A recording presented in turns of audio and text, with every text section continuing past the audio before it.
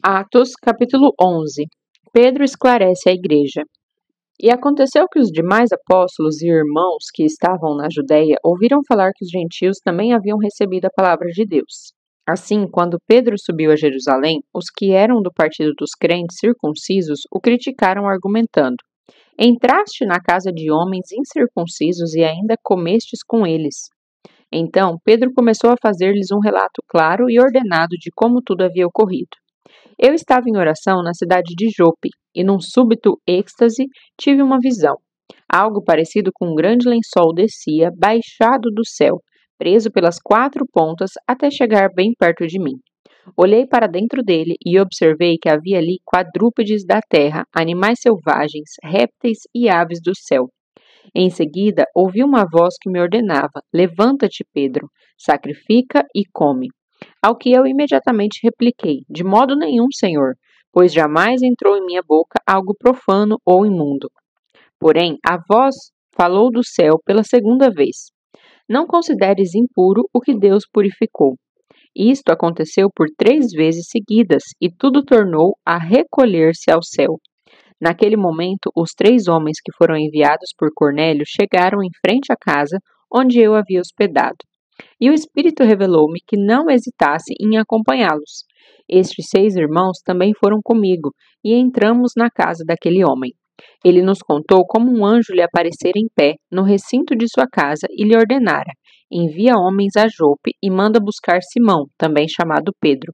Ele te transmitirá uma mensagem, por meio da qual serás salvo, tu e toda a tua casa. Assim que comecei a pregar, o Espírito num instante sobreveio a eles da mesma maneira como veio sobre nós no princípio. E naquele momento lembrei-me de que o Senhor me havia dito: João de fato batizou em água. No entanto, vós sereis batizados com o Espírito Santo.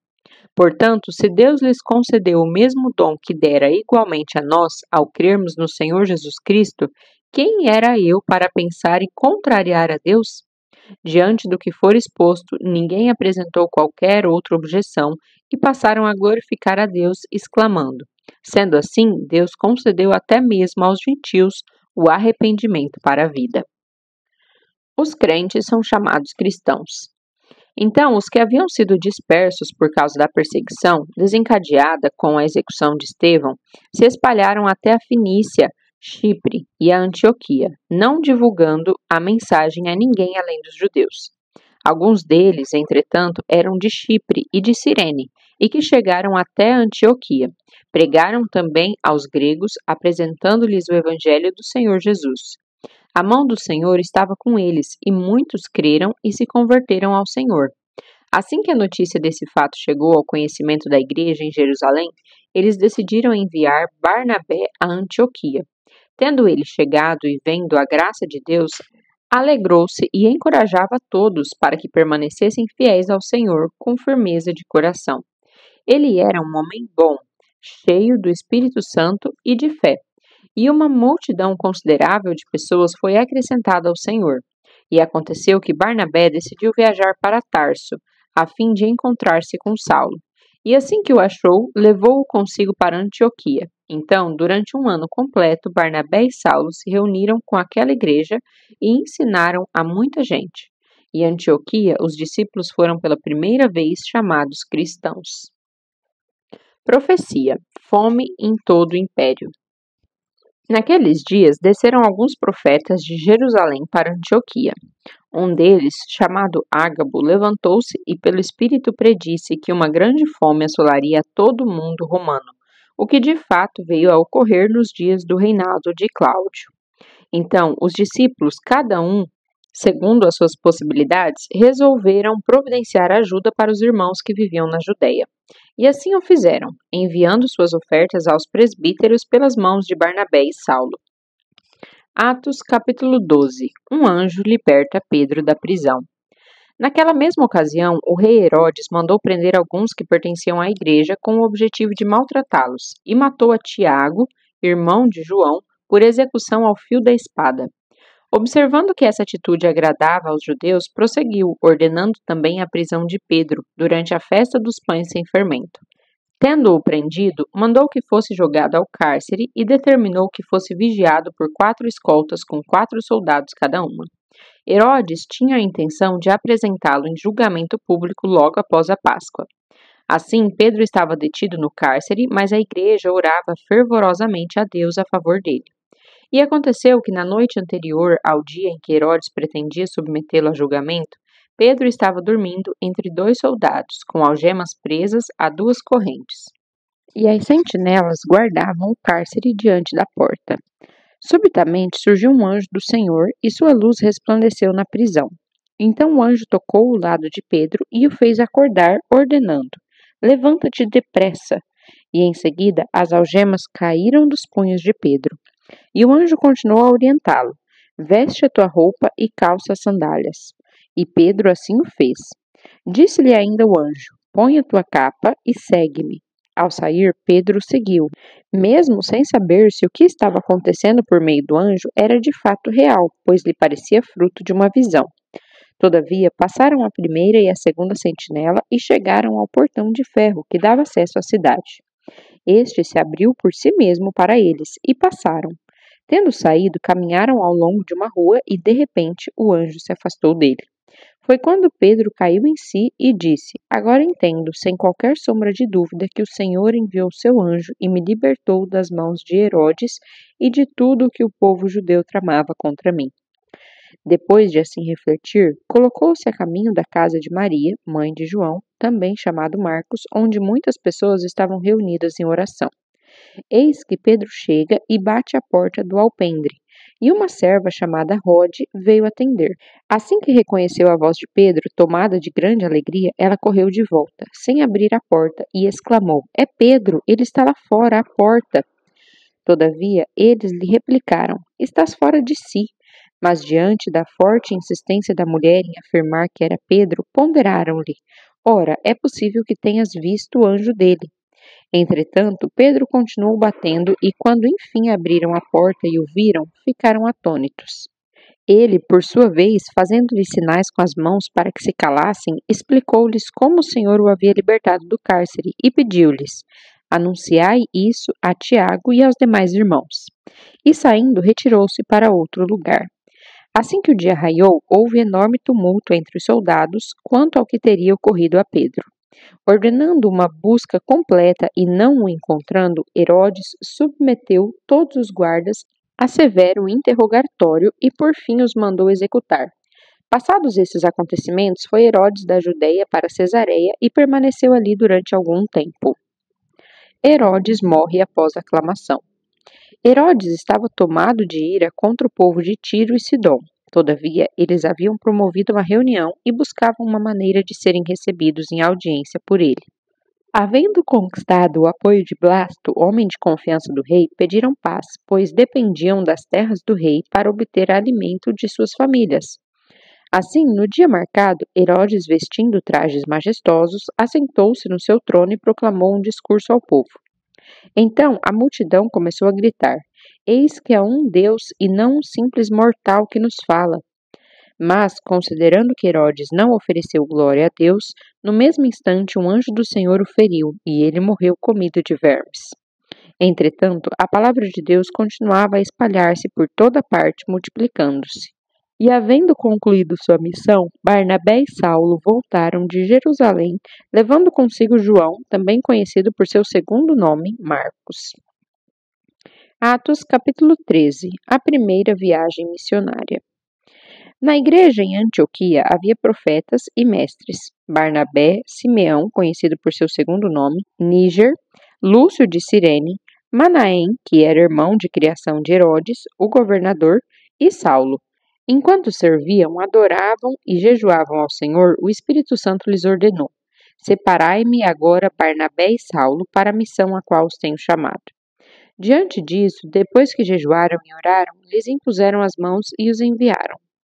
Saulo notabiliza-se como Paulo.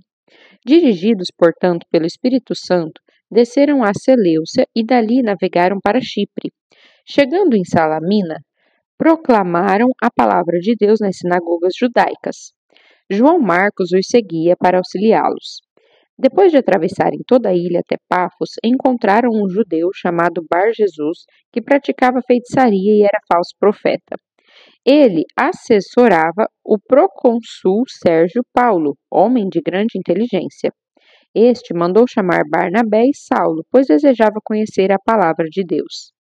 No entanto, Elimas, o Magno, pois é assim que se traduz o nome dele, opunha-se a eles, tentando desviar o procônsul da fé. Contudo, Saulo, que traduzido é Paulo, cheio do Espírito Santo, olhando atentamente para Elimas, o repreendeu, dizendo: Tu estás cheio de toda mentira e malignidade, filho do diabo, inimigo de tudo que é justo. Quando cessarás de perverter os retos caminhos do Senhor? Para que saibas que a mão do Senhor é contra ti, ficarás cego a partir de agora, e não verás a luz do sol por algum tempo. E no mesmo instante, Elimas sentiu como se um nevoeiro o encobrisse e seus olhos ficaram em trevas. Então, Tatiano rogou a quem o pudesse guiar pela mão. O procônsul, observando o que havia acontecido, creu profundamente impressionado com a doutrina do Senhor. Paulo prega Jesus na sinagoga. De Pafos, Paulo e seus companheiros navegaram para Perge, que fica na Panfilha. Então João Marcos os deixou ali e regressou a Jerusalém. Eles, no entanto, seguiram para além de Perge e chegaram a Antioquia da Pisídia. No dia de sábado, entraram na sinagoga e se assentaram. Logo após a leitura da lei e dos profetas, os administradores da sinagoga mandaram que se lhes fosse feito o seguinte convite: Irmãos, se tendes em vós alguma palavra de encorajamento para nosso povo, dizei-a. Então Paulo, colocando-se em pé, fez sinal com a mão, solicitando a atenção dos presentes, e declarou: Caros israelitas e vós, gentios, que igualmente temeis a Deus, ouvi. O Deus deste povo de Israel escolheu nossos antepassados e honrou sua gente durante o tempo em que, como estrangeiros, caminharam pela terra do Egito, de onde os libertou com braço poderoso. O Senhor zelou por eles com paciência no deserto durante cerca de 40 anos. Ele destruiu 7 nações em Canaã e entregou a terra em que habitavam como herança ao seu povo. Isso tudo levou aproximadamente 450 anos, quando então lhes deu juízes até a época do profeta Samuel. Mas o povo lhe rogou por um rei, e Deus lhe concedeu Saul, filho de Quis, da tribo de Benjamim, que reinou pelo espaço de 40 anos. Depois que tirou o reinado de Saul, deu-lhes Davi como rei, sobre quem testemunhou: Achei Davi filho de Jessé, homem segundo o meu coração, ele fará tudo conforme a minha vontade. E da descendência desse homem, Deus levantou para Israel Salvador Jesus, assim como prometera. Antes, porém, da chegada de Jesus, primeiramente veio João, pregando um batismo de arrependimento para todo o povo de Israel. Quando estava por concluir seu ministério, proclamou João: Quem pensais vós ser eu? Não sou eu o Messias. Entretanto, eis que vem após mim aquele cujas sandálias eu não sou digno sequer de desatá-las dos seus pés. Irmãos, descendentes de Abraão e vós não-judeus que temeis a Deus, a nós foi enviado esta mensagem de salvação.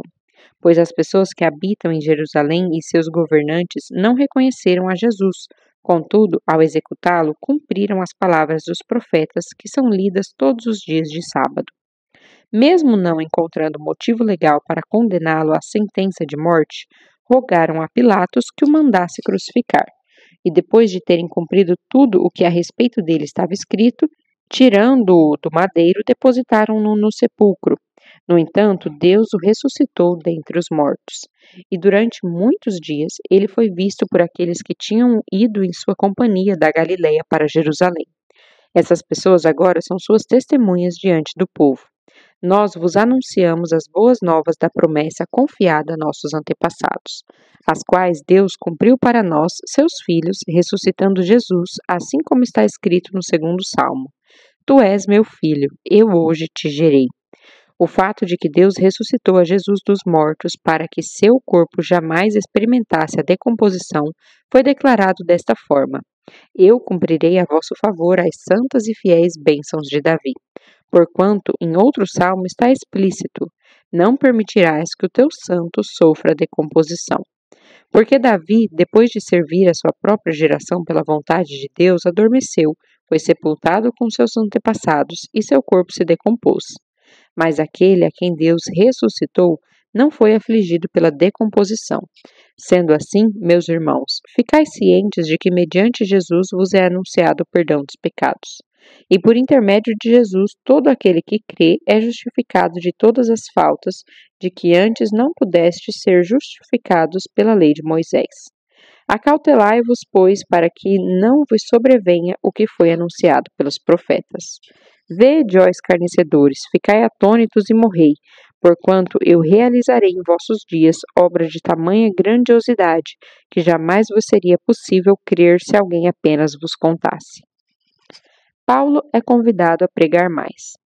E quando Paulo e Barnabé estavam saindo da sinagoga, o povo os convidou a ensinar mais a respeito desse assunto no sábado seguinte. Depois que a congregação foi despedida, muitos dos judeus e dos gentios devotos convertidos ao judaísmo seguiram a Paulo e Barnabé. Estes conversaram com eles, recomendando-lhes que seguissem perseverando na graça de Deus.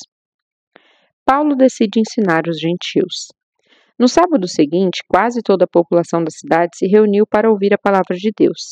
Entretanto, quando os judeus observaram a multidão, ficaram tomados de inveja e, de forma desrespeitosa e ultrajante, contradiziam o que Paulo pregava. Então, Paulo e Barnabé, tomando a palavra com toda a coragem, lhes afirmaram: importava que a vós outros, em primeiro lugar, fosse pregada a palavra de Deus. Porém, considerando que a rejeitais e a vós próprios vos julgais indignos de receber a vida eterna, eis que agora nos dirigimos aos gentios. Porquanto dessa maneira o Senhor nos ordenou: eu te constituí como luz para os gentios, a fim de que tu leves a salvação até os confins da terra. Ao ouvirem essa declaração, os gentios se alegraram sobremaneira e glorificavam a palavra do Senhor. E todos quantos haviam sido escolhidos para a vida eterna creram de coração.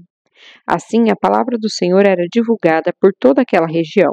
Porém, os judeus persuadiram as mulheres piedosas e de alta posição social, assim como os príncipes líderes da cidade, e desfecharam uma perseguição contra Paulo e Barnabé, até os expulsarem do seu território. Estes, contudo, sacudindo contra eles o pó dos seus pés, partiram para Icônio. Os discípulos, no entanto, viviam plenos de alegria e do Espírito Santo.